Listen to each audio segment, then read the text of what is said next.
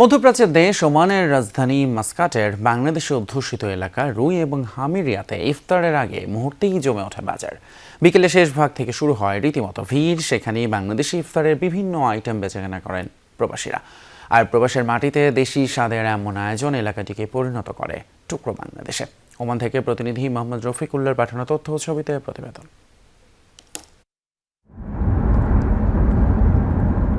পবিত্র মাহে রমজান ঘিরে মধ্যপ্রাচ্যের দেশ ওমানের যেন নেমে এসেছে আলোর উৎসব।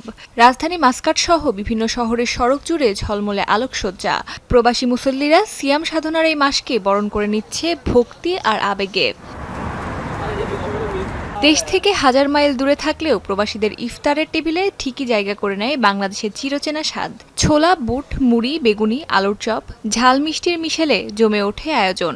সঙ্গে থাকে জিলাপি, সামুচা, সিঙ্গারা, তরমুজ, কমলা, আঙুর সহ নানা দেশি বিদেশি ফল ছাড়া যেন এই ইফতার পূর্ণতা পায় না। প্রবাসী থাকা বাংলাদেশি দোকানগুলোতে তাই বেচাকেনা চলছে দেশীয় ফলমূল।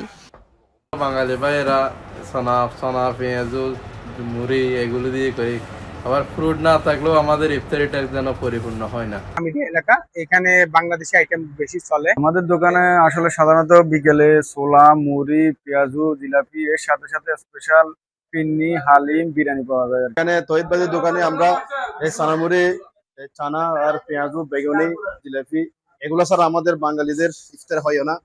ঝলমলে আয়োজন, হরেক রকম আইটেম সবই আছে, তবুও কোথাও যেন শূন্যতা থেকে যায়। প্রবাসীরা বলছেন ইফতারের সময়টাই সবচেয়ে বেশি প্রয়োজন পরিবারের সান্নিধ্য।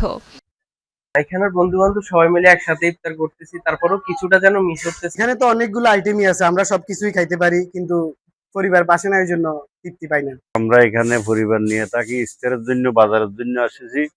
সব ধরনের সামান ইফতারের পাওয়া যায় এখানে ইনশাআল্লাহ।